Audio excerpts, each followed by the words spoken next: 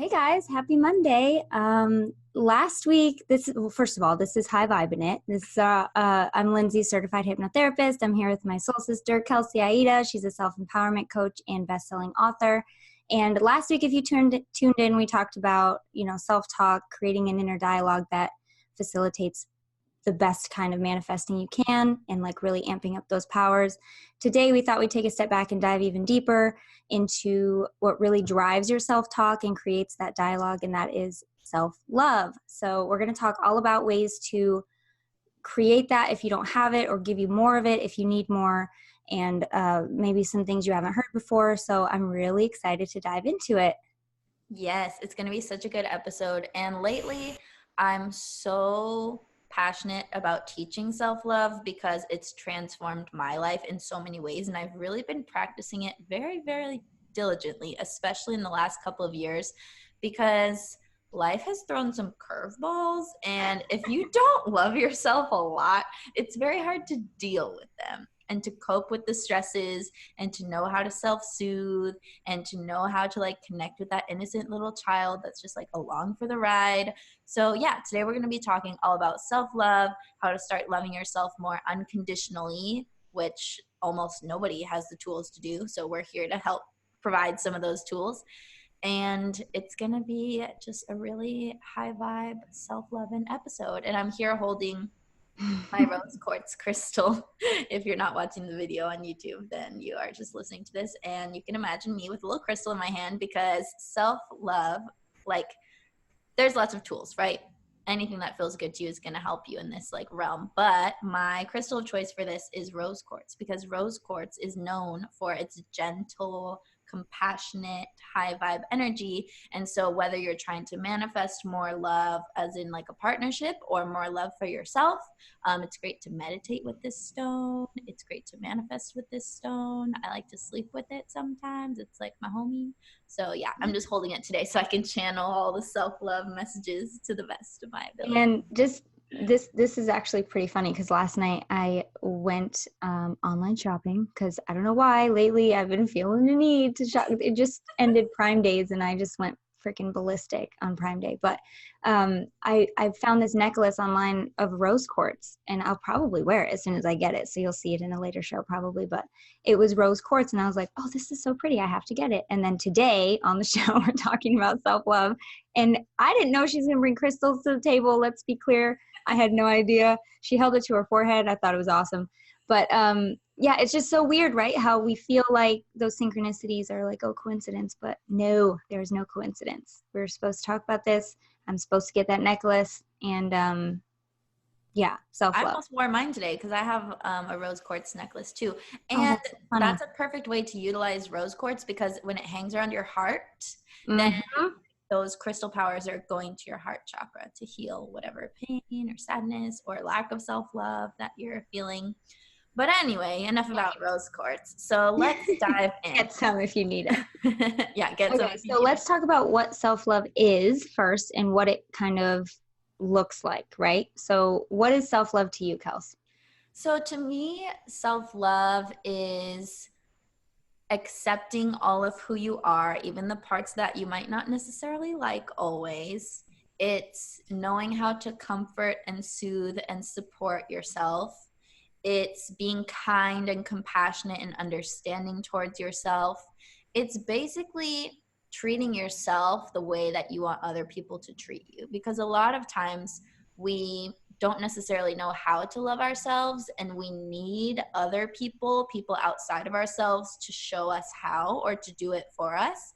But when you learn how to give yourself the gift of self-love, that's the real game changer. And a bonus is that you will start to manifest more people in your experience who can love you at the capacity that you love you. So you won't need them so much for validation and confirmation. They'll just be like a bonus.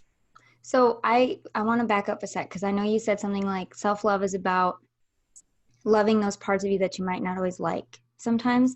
Yeah. So a huge misconception with self-love is that, well, I thought I had to just love every part of me all the time, 24/7. So go a little more into that, about how maybe you don't always need to love every part of yourself and the difference in that.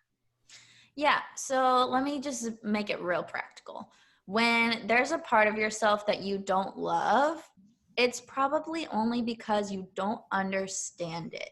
You haven't seen its value and you don't understand its purpose or why it was created. So, for example, a really popular example would be a lot of people have anxiety. They have an aspect of their personality that is very anxious, or they have a part of themselves that is always feeding them anxious thoughts. It's easy to be annoyed and frustrated with this part and feel like, I don't love this about myself. It's so annoying. It's holding me back. I can't get rid of it. But when you start to understand why it's there in the first place, which I've already done the work with a mentor of mine to do this, and I've come to a realization that my anxiety started happening because it wanted me to have a great life. So if there's any sort of threat to me having a great life, my anxious part is like the pre-worry. It worries for me so that I don't have to worry later. So it's like, oh, you don't have enough money to live your dreams, or oh, you should be doing this, or oh, whatever. And it's not doing it to be annoying. It's doing it with the intention of helping me live my best life. So when I understood that my anxiety was actually on my side, it was trying to help me in the only way that it knew how. Then, because I understood its intention, I loved it for being so loyal to me. Like, my anxiety is my best friend. Like, it just wants me to live this great life. It's the pre-worry. It's just always warning me about things. It might not necessarily always have a super valid argument, but it's doing its best to help me be happy at the end of the day. And that's like so beautiful. So when you can see the innocence in all your different aspects and the value to all your different parts, that's when you can start to love them, because you understand why they're actually there. And like at the core of who we are all like innocent, pure, loving beings, which I know is going to trigger a lot of people, because then they're going to come and say, well, what about the murderers? And what about the psychopaths? And what about all these people? To this argument, which is very valid, I say that these people have lost touch with their innocence. It's not that it's not there, but it's buried deep inside of some other traumas and problems that they have. So what do you think about that, Linz? That's interesting. I like that you say that, because it brings me to, like, we talk about personality, things we might not love about our personality. But when I was saying that, I immediately thought of physical things that people may not like about themselves. But I know with a lot of my clients that I've seen who maybe are overweight or want to lose weight, hypnosis is huge with that. Always, almost 99% of the time, it comes back to, well, now what I understand about my weight gain is that it was actually emotional weight gain, and that it was something I wasn't giving myself, or even better, my body took on the job of protecting me because I felt like I needed protection. This isn't always the case, but in a lot of, I would say what we learn in school, in our training, is that like 90% of weight issues are emotional weight issues, which is why they take so long to work with, because it's a whole process with healing that stuff first and then going to that. So your body and your mind are loving you, whether or not you recognize it, whether or not you see it. And so this show is just about learning how to see those things and love yourself back, because your soul loves you, your body loves you, your mind loves you. You got to love you. There's all these parts of you that love you. It's just getting on board with it. And really, like you said, understanding why and where it comes from and what it's actually doing for you, And if you can't love certain parts of yourself or your body, you can love the resistance to loving yourself. Interesting. There's always something next in line to be loved. And this is something that I learned from Matt Kahn, who's a really awesome spiritual teacher that I love. And he wrote this amazing book called Whatever Arises, Love That. And that has been like amazing for my self-love journey. And it's all about holding space for whatever you're feeling, and whatever arises, love that. So let's say you're trying to love that you've gained this extra weight, but you're like annoyed about it and you can't love it. Okay, so go into the aspect that's annoyed about it, and can you love that part of you for being annoyed on your behalf?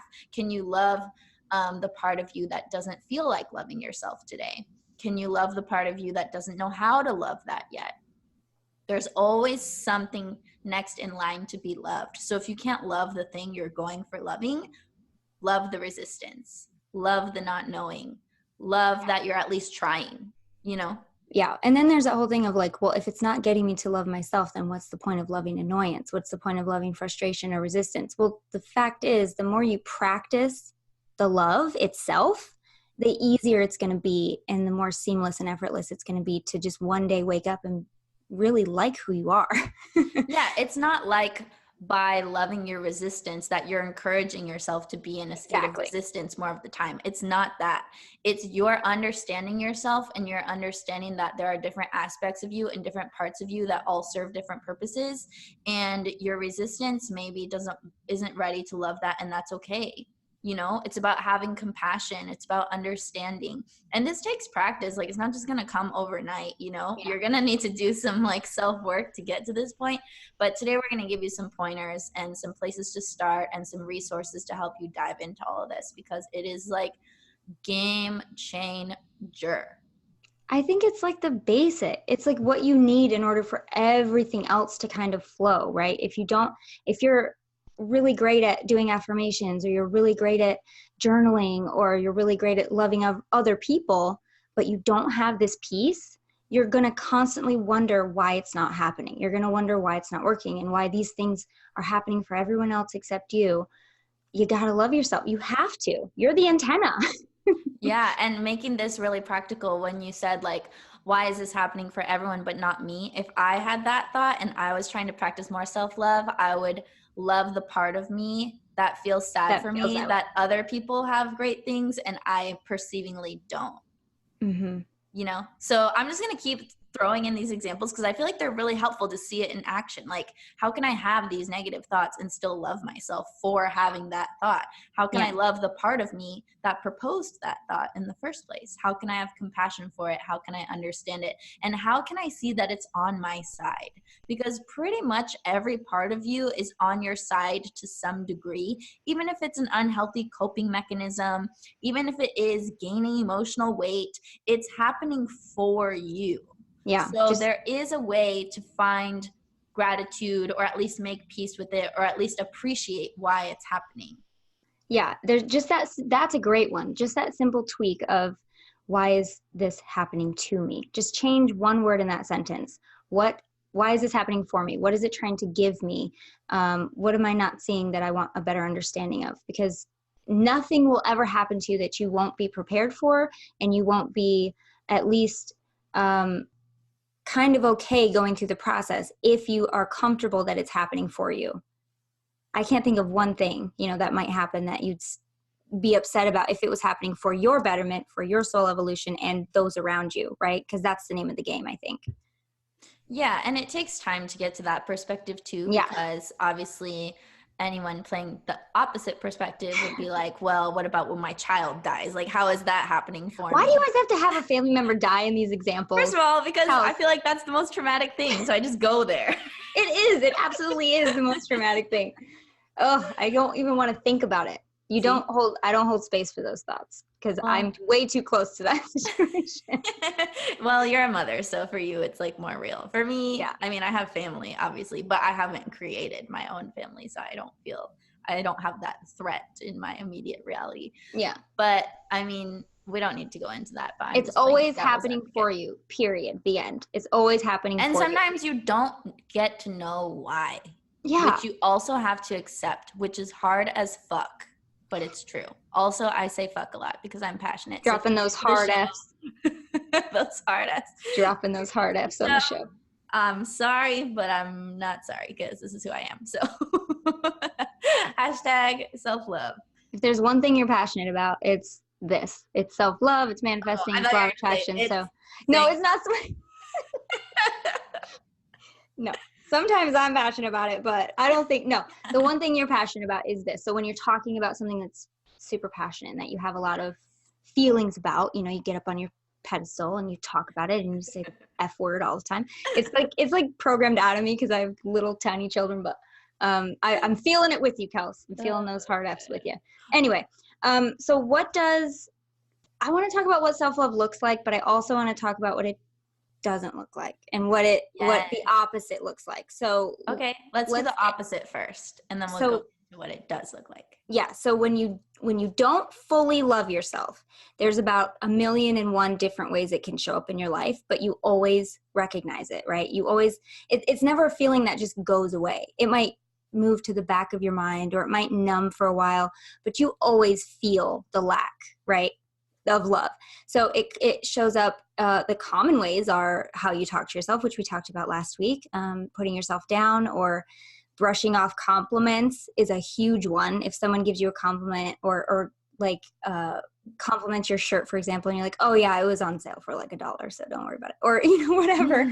Or you did a really good job with this. Or, oh, well, it was easy because blah, blah, blah. You can't just accept a compliment. I think that one is probably the biggest one. Or if you can't receive anything in life, if you're having trouble receiving, it's because you don't love yourself enough. Or find that you're deserving or worthy of whatever it is. Which, if you did love yourself, you would recognize your worth and your enoughness, your innate perfection that everybody has regardless. But when you don't love yourself, you've lost sight of that, and then you don't feel worthy of the things that you want. So also, self-sabotage is a huge thing that people do when they that's the opposite. Don't love themselves. Oh yeah, no, we're talking about that. Okay, good. Yeah, you're right. When they you're don't on love it, you're themselves. on it. When you don't love yourself. Yeah. So, and the sad thing is, unfortunately, if we went the opposite, and if you said, let my hair look nice, you'd be like, oh yeah, thanks. And I just like fluff my hair and I'm like all into it. We look at that as like, oh, she's so conceited. I cannot believe her. What is she doing? So it's kind of unfortunately pre-programmed into us. I don't want to say, especially as women, but holy crap, it's true. Especially as women, you learn not to buy into it. You learn not to like feed into the compliments or people being nice to you for many, many reasons. One, conceited. Two, you're probably not going to end up safe in that situation. So there's so many reasons why it feels society-wise not okay to love yourself, because then you're conceited or you're selfish or you're egotistical, right? Well, and from a commercial perspective, big companies don't want us to love ourselves because then we won't spend money on their products. So first of all, they want you to think that you're ugly and you're fat and you're horrible and you need this and you need that to be pretty enough or skinny enough or good enough or sexy enough. And they just feed you from day one that you're not enough. And that sticks with you whether you wanted to absorb it or not. Yeah. And society, like you said, when people love themselves, if you love yourself too much, quote unquote, then you're conceited, then you're full of yourself. There's actually a really healthy way to see yourself from the eyes of source and the eyes of God and be all about yourself. And that's not actually being conceited. That's just seeing your brilliance. That's recognizing your greatness. That's embracing how radiant you are. That's seeing yourself through the eyes of source, which people make wrong all the time. How many times do you think people call children conceited and egotistical when they are proud of themselves, or when they say, oh, I did a really good job with this, or they're proud to show their work or whatever? Again, like we say almost every week, you're basically a 9-year-old kid inside. So if you wouldn't say that to your kid or think that about your kid, you cannot think it about someone else, because we're all human and we are all just children walking around in grown-up suits. That's it. So we're born with this source light inside of us. We're born with this idea that anything's possible and magic exists and I'm awesome and you're awesome and I'm so glad, about everything. And then somehow it just kind of falls on its face because of people. Yeah. Telling you you're not good enough and you shouldn't be ever good enough. People want us to stay small because it makes them feel bigger, or it's in their service, or it helps them make more money. Everyone's intentions so many motives. Are not always as pure as they naturally would be if they weren't so traumatized and egotistical in a bad way. Or not a bad way, but a not beneficial way.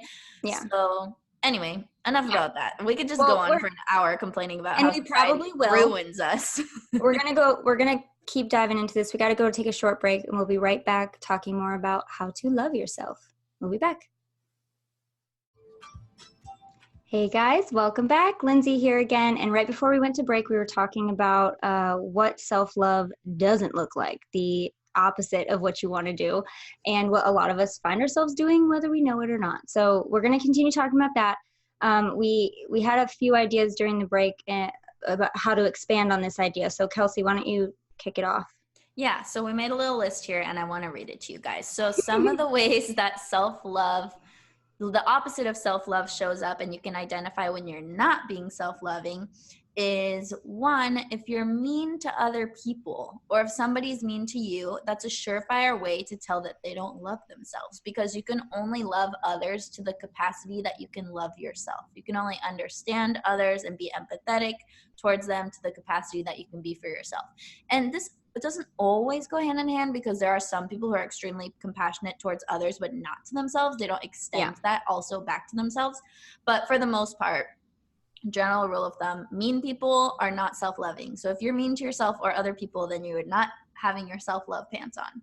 And this, hold on, I want to add something real quick, because there's a lot of, in my life, especially in my younger asleep days, when I would see somebody or that really annoyed me, and I guess sometimes still, they'll really annoy me and there's something about them. Like, let's say they're always late, right?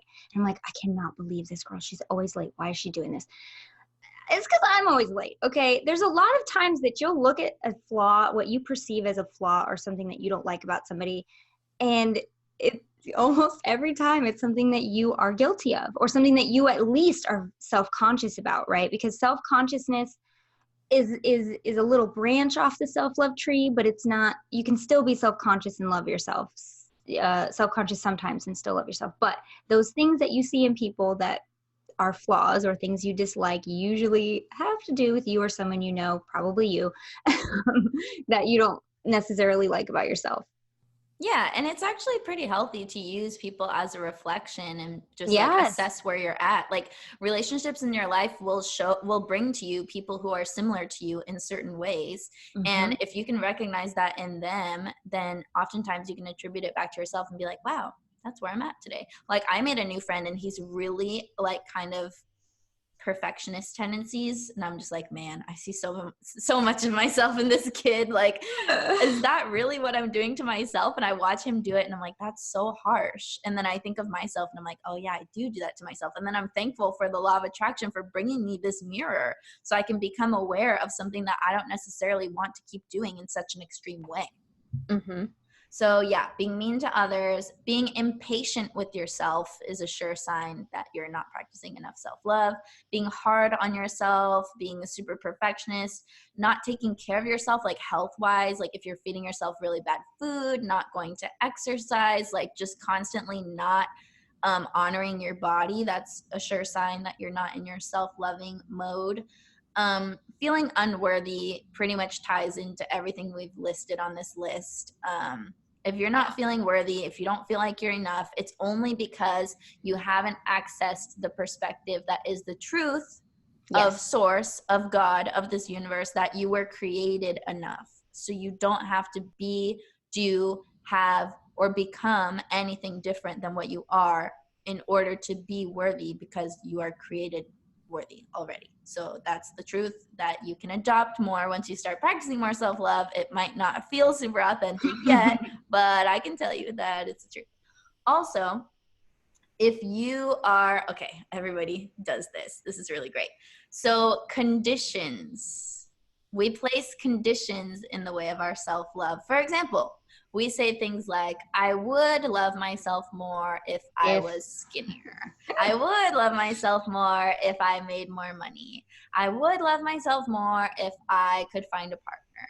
I would love myself more if condition, insert condition here. Yeah. If you have conditions in the way of your self-love, one, it's super normal. Everybody does it. Two, knock it off. Well, yeah, but the way to kind of work through this, and something that I teach in my course, Radical Self-Love, is to make a list of all your conditions that are stopping you from loving yourself. Like in the examples that I was giving, like, I'll love myself more when, insert condition here. And then go through the list and just look at it and be like, wow, look at all these obstacles I'm putting in the way of loving myself that are so unnecessary and I don't want. And then what I have my students in Radical Self-Love do is go through the list and cross off every single one by one. They go down the list, and if it says, I'll love myself more when I'm skinnier or whatever, you just look at that and you're like, that's some bullshit. And then you cross it off. Well, and even taking it further, what, after you cross it off, or even right before you cross it off, write down why that's not true, or write down why that doesn't have to be true, and then cross that shit off. Sorry, that's an S-bomb. Yeah. I always apologize when I swear. Don't apologize for being passionate. Yeah. Cross it off. Okay, so now that we've talked a bunch about what self-love doesn't look like. Not yet. Okay, we're not there yet. We had this debate over the commercial break, and we're on the exact same page with it, but I know that it would be a great conversation to just touch on. So when you think about self-love, and when you think about not being judgy and having compassion for others, in my head immediately pops up augmentation, plastic surgery. So initially, a lot of people look at somebody who's had a lot of plastic surgery, even 1 or 2 procedures, and like, oh my gosh, I can't believe she would do that to herself. She obviously has low self-esteem. So let's talk about why that's bullcrap and what it might mean instead. Yeah, so the way that I view it is it depends on the intention behind the plastic surgery. Yes. Because you could have plastic surgery and it could be the most self-loving thing you do for yourself, or you could have plastic surgery because you really truly hate that part of your body, which in that case, it wouldn't be coming from a self-loving perspective. There's 2 different ways to do it. So it all depends on the intention of the surgery. Maybe somebody really doesn't like their nose and they've always been self-conscious about it. Or no, better example, maybe someone has really crooked teeth and they've always felt self-conscious to smile, and they really just want more than anything to be able to smile more and express themselves more freely and not have to worry about what other people are going to think or say. And they don't want to be susceptible to bullying or whatever.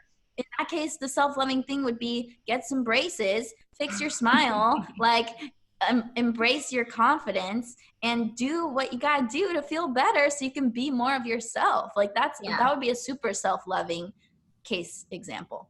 I think a great blanket statement would be whatever you can do to be your authentic self and feel inside and out that you are exactly who you came here to be. That is self-love. And whatever you need to do to get there, as long as it's coming from that place, should be supported and should be cheered on and rooted for. But I mean, we're very physical based, where we just look at something on the surface and we have all these kind of conclusions about it, which may or may not be true. Holy crap, is that common right now? But I wanted to touch on that because it's a big kind of specter around the idea of self-love, where people have all these conclusions that they think they have about it. So I wanted to talk about that and get that cleared up because it's super important. Yeah. And another body example that's coming to me is when you go to the gym, you can go to the gym from a self-loathing place or from a self-loving place. When you go to the gym, is your perspective, I'm going to the gym to change my body because I hate my body? Or is your perspective, I'm going to the gym to love on my body, take care of my body, promote better health, circulate some blood, yes, get my body moving and take care of myself? Because those are 2 very different vibrations, 2 very different intentions, but the same action on the outside. So you could see someone who goes to the gym all the time and you could think, oh, they're so vain, they're all about their looks. Or maybe the truth is they just really love taking care of themselves. It feels good for them to move their body. Yeah. And the same goes, like we were talking when we had our expert about the hormone imbalance, right? We were talking about sometimes when you're having low days, all that you need and want to do to love yourself is eat crappy food. And sometimes, and I use the example of dessert, like some kind of cake or ice cream or whatever. The intention behind it is everything. Your biology reacts to your intentions, and somebody who is hating themselves as they're eating a chocolate sundae is going to have a different, I swear to God, this is real. They're going to have a different biological reaction in their body to somebody that's eating it because they're proud of them, or because it's a way to appreciate themselves or be proud of themselves for something that they did, or just freaking give their mouth a party. I love dessert. I will never stop eating dessert, and I love every single bite of dessert that goes into my mouth, and I don't think I'm ever going to stop. But it's the intention that goes behind it, if I hated myself for doing it. And the other thing I want to say too, whether you're going to the gym or you're making your boobs bigger or you're having a chocolate sundae, if the intention is not pure, to reflect your self-love, nothing will ever be enough. So you're going to keep having to go back. You're going to keep going into these cycles. You're going to keep trying these things and trying these things, coming back and hating yourself again. So these are ways to healthfully, get back to that path of loving yourself and find that person that you came here to be, and really start living true and authentic to yourself. Yeah, and a practice that's really helpful with this, and it's something that I teach my students in Radical Self-Love, and I actually learned this from Teal Swan, who's a really awesome spiritual teacher, and she has really interesting perspectives because she talks about the shadow side of things and the light side of things, not just the light side of things all the time, so it's really interesting. But anyway, she encourages people to ask themselves when they're making any type of decision, what would someone who loves themselves do? So let's say you get an invitation to a party and you're kind of tired. You kind of want to go, but you kind of don't want to go. Ask yourself, what would someone who loves themselves do? Is the most self-loving thing in this moment for me to stay in, or is the most self-loving thing for me to go out and connect with people? It could be different from minute to minute, person to person, second to second. So just checking in all the time and asking yourself, what would someone who loves themselves do, is something you can do throughout the day, and it will always help guide you, especially if you use that in conjunction with your intuition to do what's best for you in that moment. That's similar to what I do with something I do with my clients, which is think of the person, any person, alive or dead, fictional or real, who you think embodies that self-love. Think just everybody has somebody in their mind, right? So think of that person, and then the same thing. What would they do? What would they do? Most people, every time I ask this, will say Beyonce. They'll say like Madonna. They'll say freaking, I don't know, who's that actress? Some kind of, I forget what her name is. I'm going to remember the second I stop talking. But just anybody, usually somebody famous that they think embodies that idea of self-love and really like fierce, unstoppable confidence, and then just approach it from that angle. Because sometimes people don't even understand what it would be like to love themselves. So they can't even think about what would someone who loves themselves do. I've had a lot of clients who just come up with a blank space. They're like, oh, I don't even remember the last time that I felt that. So they don't know. Yeah. So if you give it to a person, a separate person, like a celebrity or somebody that you think is that, it's a little easier because you still feel detached, but you can still make the decision, Yes. Super interesting. So let's move into what self-love does look like and how we can start incorporating more of it into our day, into our rituals, our practices, our routines. And I always have this motto that life is just a series of moments. So when you can find more moments to practice self-love, and I believe every self-loathing moment is an opportunity to practice self-love, absolutely, then you're good to go. So as long as you have some exercises and techniques under your belt, you can keep applying them day in and day out, every hour, every 5 minutes, whatever you got to do to start practicing, because it really is a practice. It's not like you're going to go from hating yourself to loving yourself in 5 minutes just from one perspective change. Like, it takes time and it takes awareness to really be able to hone this skill. And you have to want to, because there will be people that listen today that are not going to be ready to love themselves for another year or 2 years. Luckily, this is on demand, so you can listen to it again. But there are people that are listening like, okay, I'm ready. I'm starting. I'm over it. Enough. I'm ready to love myself. Short to you have to want to. Hating yourself. I just can't get behind it. I know why people do it, and I understand that it's taught to us. But if you really want to live your best life, self-love is key. Like, you just can't be without it. Look how stressed I'm getting just thinking about self-love. I'm like come on, guys. I'm melting. Okay, so what self-love looks like. Some of the more potent ways that you can start incorporating self-love into your routine are self-forgiveness. So can you forgive yourself for the things that you maybe did that you feel like were a mistake, things you didn't like? Can you have compassion for why you did them, etc., etc.? This is something I also teach in Radical Self-Love. Pretty much everything we're talking about today, I teach in that course, which I'll get into kind of towards the end if you guys are interested in enrolling. But yeah, self-forgiveness. Do you have anything to say about that, Linz? I mean, forgive yourself. There's so easy, right? Well, no, there's a really great, I'm always going to go back to hypnosis because it's the only reference point I have to when I've been able to help someone facilitate through this, So whether it's doing a visualization with seeing yourself in front of you, or seeing that child in front of you, or whoever you were when this thing or whatever you need to forgive yourself happened, and having that dialogue in an altered state, so that you're still a little bit detached, but you're able to start that healing. That is the best way. Journaling is a really great way to really flesh out what needs to be forgiven and why it's okay to forgive, and why maybe you're allowed to forgive yourself, right? Because we feel like we want to suffer a little longer sometimes, like, well, I'm not ready because I still need to be punished for something. I need to punish myself. Yeah. Popular. Whether or not we say it right out, that's what you're doing. Otherwise, it would be easy to just kind of forgive and forget, in my opinion. Yeah, so self-forgiveness is huge. Something I've noticed is really, really huge in the self-love game is parenting your inner child. So seeing your innocence, getting to know that little version of you that still lives in your heart, and taking care of it and giving it love and giving it safety and giving it what it needs. That is so profound.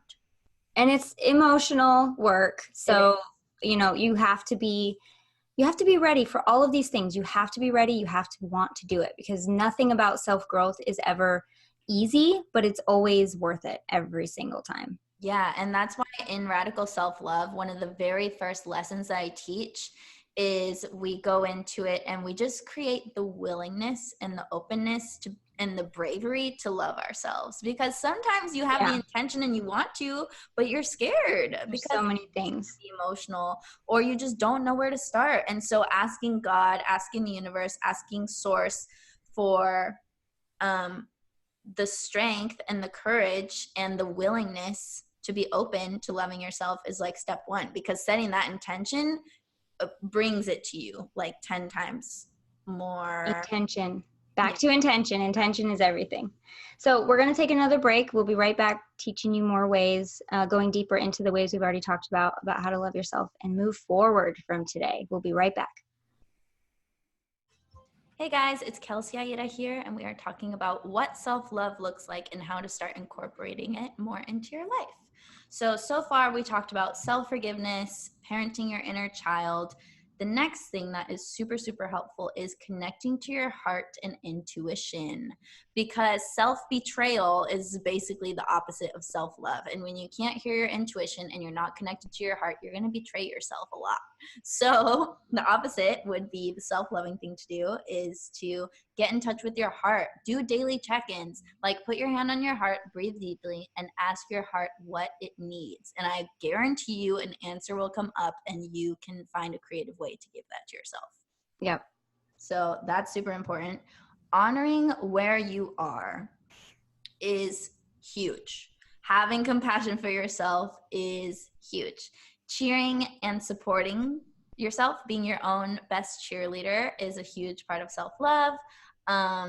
When you do love yourself more, you're able to love others more deeply, which is a huge, huge benefit.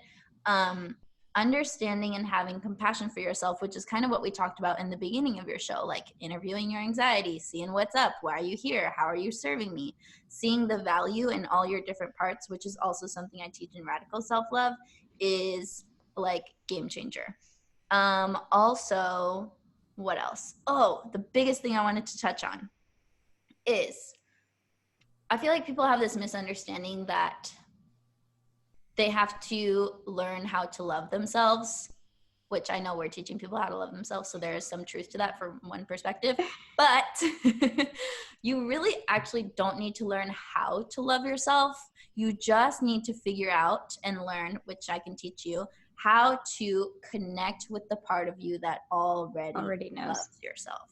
Mm-hmm. Already knows your worth, already knows your divinity. And this part of you, you can call it your soul, call it your higher self, call it God, call it Source, call it the universe, whatever it is, it has unconditionally loving eyes for you and everyone but you. So when you connect to that part of yourself and you can see yourself through that lens, through that perspective, you will see very clearly that there is nothing not to love. Yeah. Only nothing to worry about. Yeah, that too. Which is for another episode. But yeah, so when you can connect to the part of you that is God, that is source, that is your highest self, your soul, that part of you loves you unconditionally already. So you don't have to learn how to love yourself, how to accept yourself. You just have to learn how to channel that part of you. And then you can see yourself through loving eyes majority of the time. Obviously, it takes practice to maintain this perspective 24/7, but it's super, super, super the key to self-love, because then you don't have to go changing yourself anymore. All you have to do is understand why you are where you're at and why you act the way you do. And when you understand yourself, you can have so much compassion and so much empathy and so much love, because at your core, you are innocent, you are enough, you are radiant, you are amazing, but you just don't see that. It's not that you're not those things. It's just that you're not recognizing that you are those things. Yeah, Already. too many things have Always happened that have like blocked your vision from what you actually are. So when we talk about all the benefits of having self-love, like having compassion for others, cheering yourself on, honoring your emotions and where you are, all of these things are things that in the beginning you're going to have to do consciously. You're going to have to try to do them because you've been programmed for all these years to not do that. So this is a new behavior, but the more you do it, the more you're basically creating new neural pathways, new thought patterns. So instead of putting yourself down, you'll be giving yourself a compliment. Instead of running in your mind over and over about how you failed and what you could have done better, you'll be talking about why it's okay and what you're going to do to be better next time or whatever it is. So these things will be more automatic. You might have to work at it your whole life, but it is something worth working at, because you've tried the other way. It doesn't seem to work. So let's try something new. That's basically what's happening here. But yeah, so there was something else I was going to touch on, but I can't remember what it was. But yeah, basically these are all just ways to make self-love automatic eventually, because that's where we want to get to. And nobody's going to be perfect 100% of the time. There's always going to be days and things, and your previous thought patterns and ways of being might peep their heads up every once in a while. But these techniques will teach you ways to not only recognize when it's happening, but squash it before it gets like a runaway train. Yeah, and like how I said earlier, every self-loathing moment, as long as you become aware that you're doing that, it's not, you don't need to judge yourself for it. That's the perfect opportunity to practice more self-love. So if you're judging yourself for something, you can flip it like this. Perfect example. You can be like, wow, I really love myself for expecting so much of myself. I love myself for having high expectations of the type of person that I want to be. Maybe you don't love that you are being judgy, but you love the part of you that judges because of why it judges. It judges because it expects greatness of you because you're great. You see?